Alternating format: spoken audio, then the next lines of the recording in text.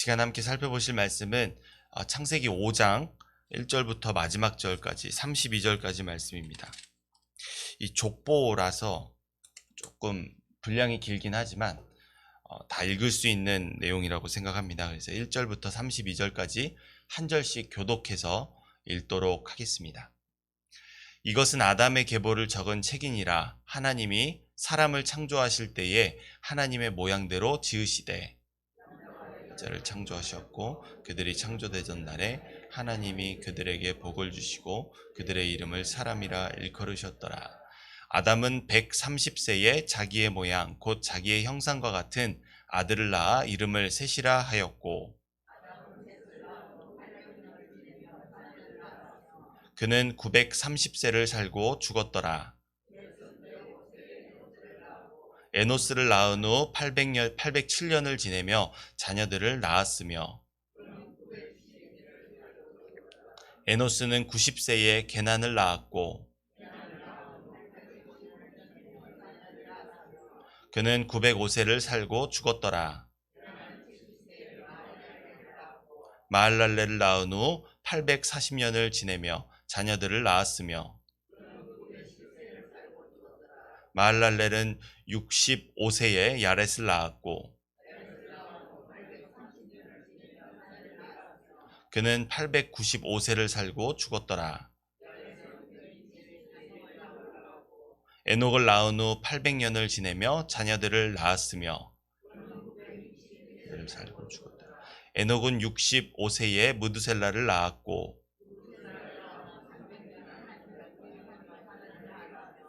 그는 365세를 살았더라.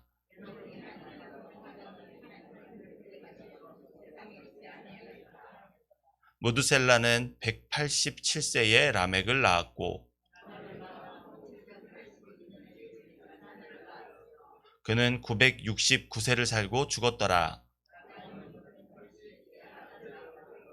이름을 노아라 하여 이르되 여호와께서 이 땅을 저주하심으로 수고롭게 일하는 우리를 이 아들이 안위하리라 하였더라. 라멕은 노아를 낳은 후 595년을 지내며 자녀들을 낳았으며 그는 777세를 살고 죽었더라. 노아는 500세 된 후에 셈과 함과 야벳을 낳았더라. 아멘. 할렐루야. 오늘도 택하신 백성을 통해 새 일을 이루시는 주님의 말씀에 귀 기울이며 기도로 하루를 시작하시는 모든 성도 여러분들 가운데 만물을 새롭게 하시는 주님의 은총이 함께하기를 간절히 소원합니다. 오늘 이 본문의 말씀을 통해 구원을 이루시는 하나님의 기쁨이 되라 라는 제목으로 함께 은혜 받고 기도하기를 원합니다. 우리는 어제 살펴본 말씀을 통해 자신의 힘으로 스스로를 보호하기 위해 살인을 벌이는 가인의 자손과 칼날 앞에서 한없이 연약한 인간의 현실을 자신의 힘이 아닌 여호와 하나님의 이름을 부르짖으며 살고자 하는 것이 여인들의 후손의 특징이라는 점을 살펴볼 수 있었습니다. 이러한 특징이 반영되어서 적어도 이 여호와 하나님의 이름을 부르짖는 여인의 후손들의 계보에는 가인의 자손과 다르게 살인이 발생하지 않는다는 특징이 있습니다. 본문의 계보에 등장하는 각각 후손들은 주목할 만한 장수를 누리게 되지만 에녹을 제외하고 모두 다 아담의 죄로 인한 결과인 죽음을 피할 수는 없었습니다. 살인은 일어나지 않았지만 그럼에도 아담으로부터 시작된 이 죽음의 역사는 끊을 수 없었다라는 점을 오늘 본문의 계보를 통해서 우리가 살펴볼 수 있습니다. 이처럼 어떻게 해도 돌이킬 수 없는 것이 하나님께 대한 불순종의 대가로 받아들이게 된 인류의 죽음입니다. 바로 이 죽음에 대해서 본문 마지막에 등장하는 가인의 자손 라멕이 아니라 이 여인의 후손의 자손 중에 한 명인 또 다른 라멕은 연약한 인간이 생존을 위해서 타인을 죽이는 결과로서의 살인이 죽음이 아니라 하나님께서 안기신 올바른 죽음의 의미에 대해서 우리에게 설명해 줍니다.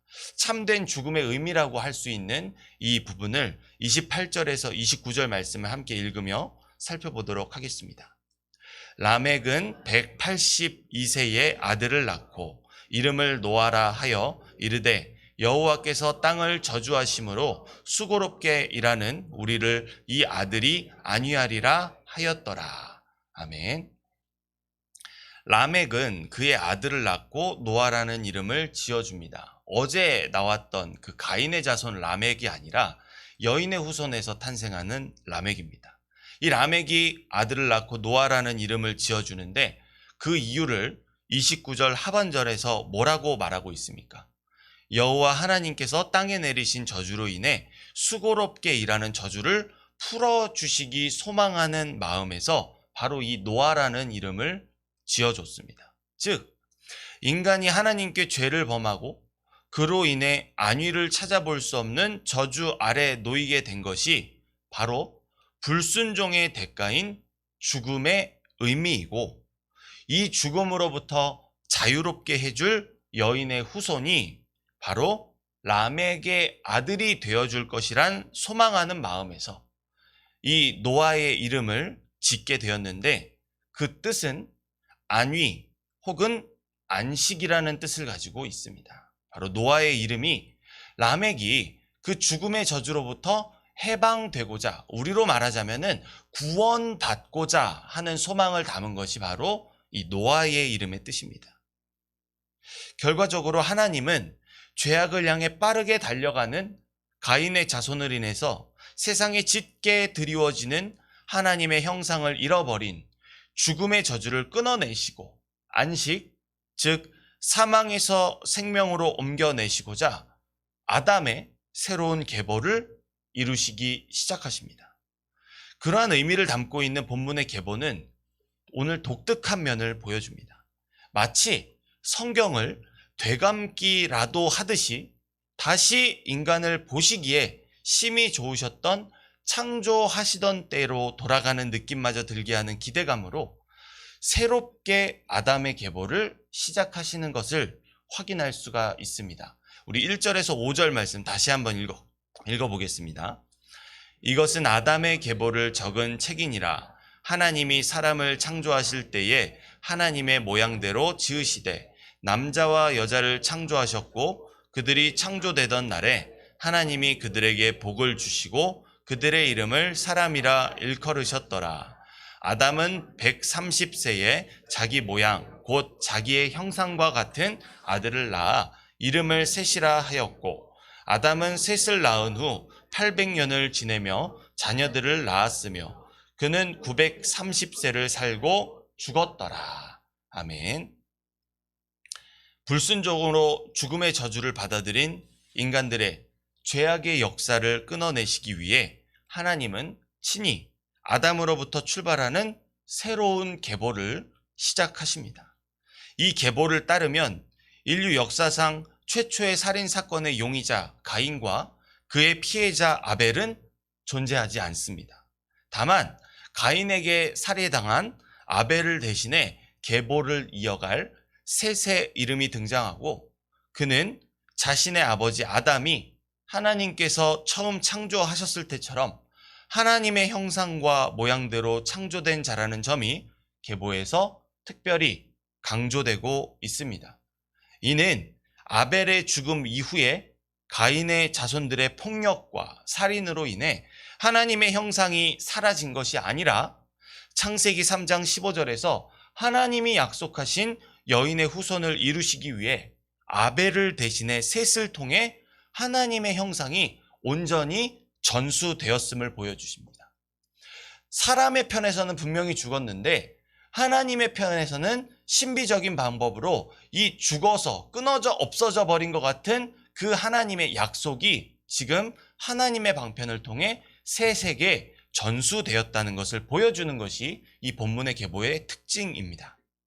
이를 통해 하나님께서 자신의 형상과 모양대로 창조하신 남자를 본문 2절에서 사람, 즉 아담이라 부르시고, 그 아담이 하나님의 형상과 모양대로 창조된 자신을 닮은 셋을, 즉 택함을 입은 자라는 의미의 이름으로 부를 수 있는 하나님께서 창조하신 때에 질서가 회복됩니다. 이 질서란 하나님께서 만물을 창조하시고 이름을 짓는 행위이며, 이 행위를 본받은 아담이 자신의 아들에게 이름을 주어주는 것입니다.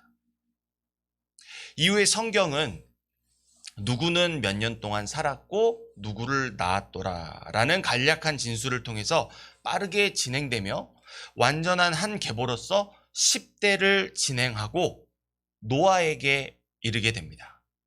여기서 라멕이 그의 아들을 노아라는 이름으로 부르는 이 본문의 독특한 표현이 다시 한 번 더 등장하게 됩니다. 정리해서 말씀드리자면, 하나님이 사람을 창조하시고 아담이라 부르셨고 그 아담이 셋이라 이름하였는데, 이러한 특징적인 이 행동이 다시 한번 라멕에서 노아에게 나타난 것입니다. 이 이름을 부르는 행위를 우리가 좀 주목해 볼 필요가 있습니다.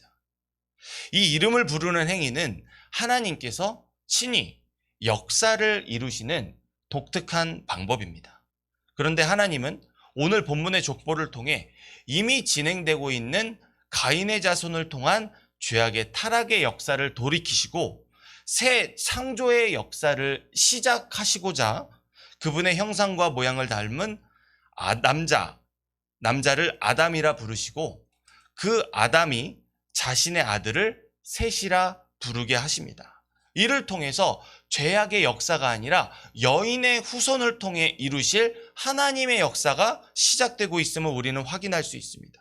그런데 이미 시작된 역사에 하나님께서 다시 한번 이름을 부르시는데, 하나님의 형상과 모양을 담은 셋의 후손 라멕은 그의 아들을 안식이라는 뜻의 노아라고 부릅니다. 이는 곧 하나님께서 그분의 형상과 모양을 닮은 노아, 즉 약속된 여인의 후손을 통해 죄악으로 물든 세상에 안식을 허락하실 구원 역사를 시작하시리라는 것에 대한 약속인 것입니다. 그리고 이어지는 본문 말씀에서 하나님께 구원을 이룰 도구로 선택받은 노아가 하는 행동이 무엇입니까? 하나님의 명령을 받아 구원의 방주를 만들게 되는 것입니다. 이 인류의 구원을 통한 새 창조의 역사를 이루기 위해 하나님의 택함을 받은 노아는 창세기 6장 9절 말씀에서 의인이요 당대 완전한 자며 하나님과 동행하는 자라고 묘사됩니다. 그런데 본문에서도 이러한 노아와 비슷한 한 사람이 등장합니다. 그는 바로 죽음이 드리운 세상에서 하나님과 동행함으로 그 죽음을 맛보지 않고 하늘로 올라간 아담의 7대손 에녹입니다. 제 아들의 이름이기도 한데요. 이 부분의 말씀을 한번 살펴보겠습니다. 21절에서 24절 말씀을 함께 읽겠습니다.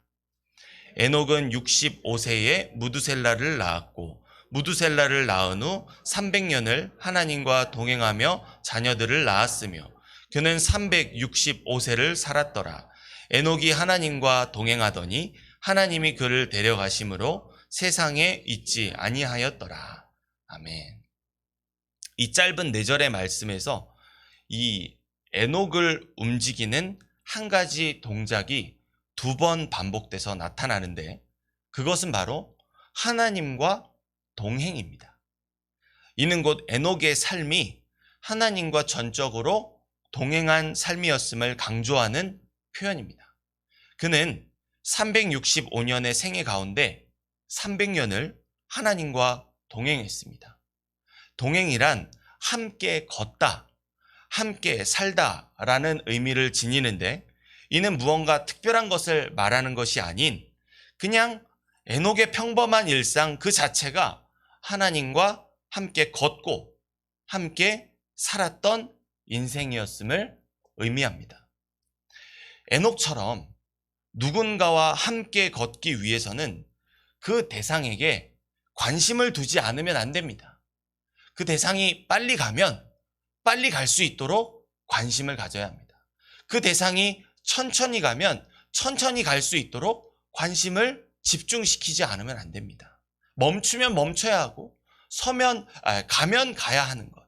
나로 인해 규정되는 것이 아니라 그 상대방에게 모든 관심이 집중되어야만 가능한 것이 바로 동행입니다. 이렇게 일생을 하나님께 관심을 두고 살아온 것이 에녹이 한 일이었습니다. 비록 위대한 지도자 모세보다 못해 보이고 위대한 왕이자 전쟁의 용사 다윗보다 덜해 보이며 하나님의 이름으로 바알과 아세라의 850명의 선지자들을 물리친 엘리야보다 부족해 보일 수 있습니다. 특출난 것이 없다는 말입니다. 그러나 성경은 하나님이 그런 평범한 일상 속에서 하나님께 관심을 두고 집중한 에녹을 너무나도 사랑하셔서 죽음을 보지 않고 데려가셨다고 말합니다. 히브리서 11장 5절에는 그런 에녹이 하나님을 기쁘시게 하는 자라는 증거를 받은 자라고 말합니다. 다시 말해서 하나님께 모든 관심을 두고 일생을 동행한 것이 하나님을 기쁘시게 하는 자라는 증거를 받게 한 것입니다. 이런 하나님의 기쁨이 된 에녹과 노아를 통해 이 하나님과 동행한 자들의 이 특징을 통해 우리가 알 수 있는 한 가지 사실이 있습니다. 하나님은 죽을 수밖에 없는 세상 속에서 어떻게 하면 내가 살아볼까? 나에게 모든 관심과 생각을 집중시키는 사람을 사용하지 않으십니다.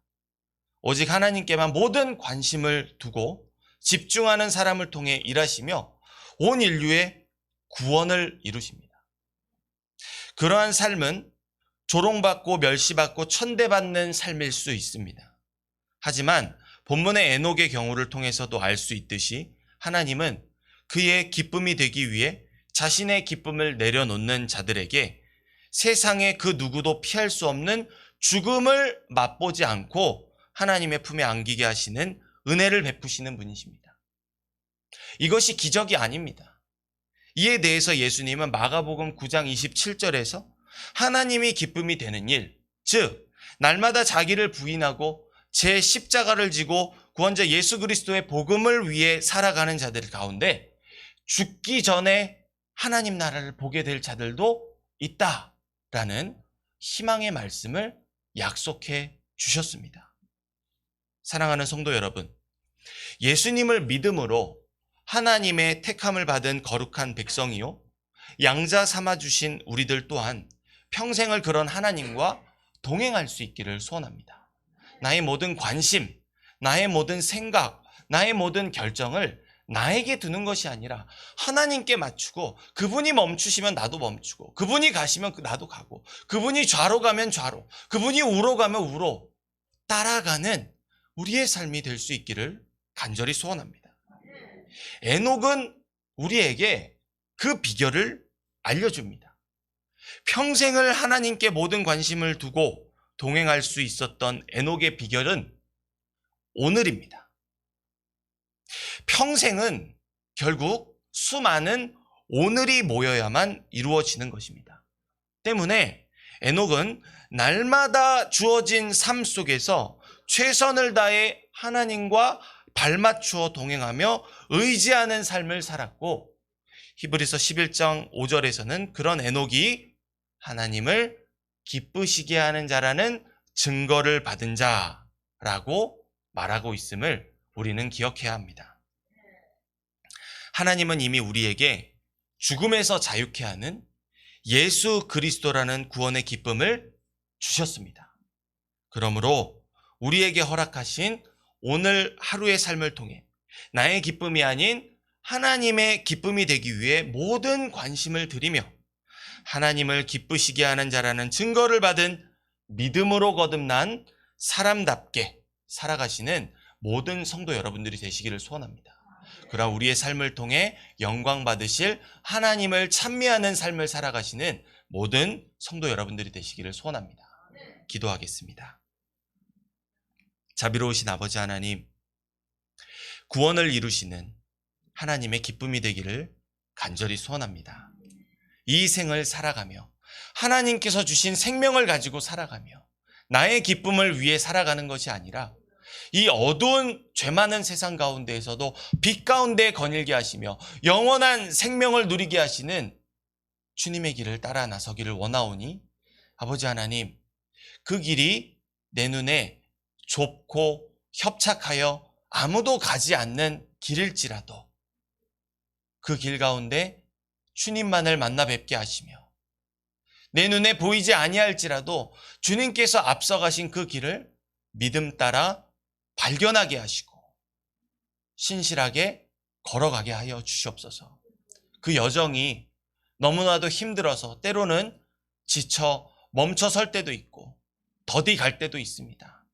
하지만 주님께서 우리를 격려해 주시며 성령님의 인도하심으로 능히 그 목적지에 이르게 하실 줄 믿습니다.